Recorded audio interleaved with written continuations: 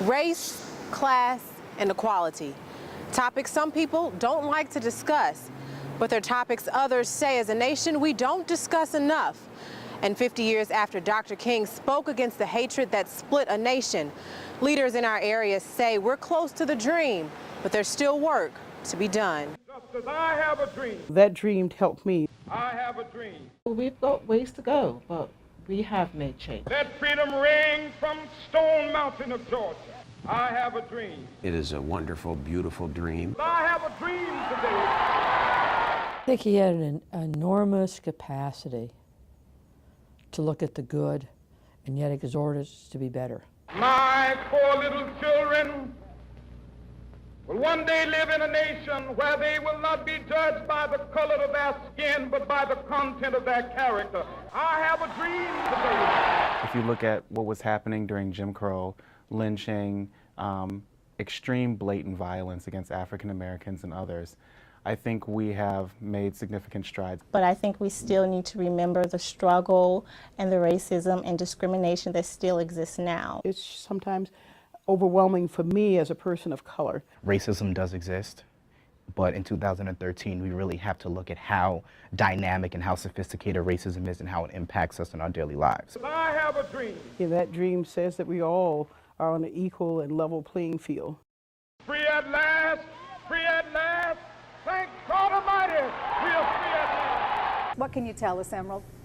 Well, Jane, you know, when talks of the shutdown began, I think it was difficult for a lot of people to really understand what was going on. But as we enter into day 8, we're starting to see the effects, and it's starting to have a big impact on a lot of people. Now, this includes 15 to 20,000 state workers who could soon be laid off if the shutdown doesn't shut down.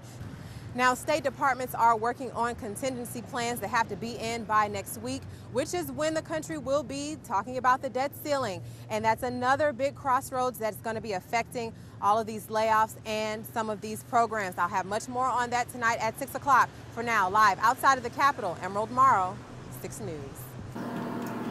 Hair combed, boots laced.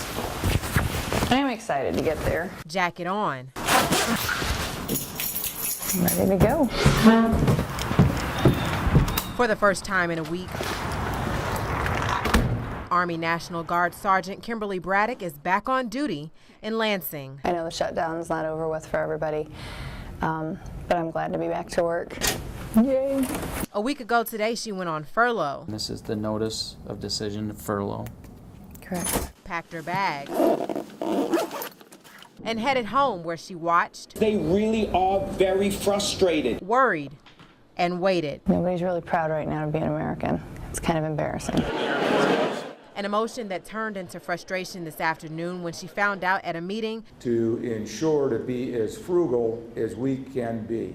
That while she'll be working, she won't be getting paid. When I go home and start looking at those bills again, it's going to be the smack of the other side going, you're back to work for nothing right now. And as for that American flag, she thought about rehanging outside of her home. For America as a whole, it's not time to put that flag out yet. I'm still disappointed in the system. It's going to sit in the corner until the shutdown's over. They still need to fix the problem. It doesn't matter if it's Republican or Democrat. They've got to come to terms. I'm here in downtown Los Angeles, outside the Staples Center, where the Spartans just held their pep rally. They just wrapped things up, and you will not believe it. They had a crowd of 27,000 people. The MSU Alumni Association tells me that that is the largest crowd that they have seen in MSU history. The dream has come true for all of our players and all of you. The Spartan spirit in downtown LA is strong, and with the big game tomorrow, we don't expect that to change anytime soon. For now, in downtown Los Angeles, Emerald Morrow, 6 News. And you've been tasting the flavor of it all, haven't you, this week, haven't you? I have, and I've been having a great time. I've been hard at work, Fred. I know you've been hard at work. The football team has been hard at work, but so has the Spartan marching band. And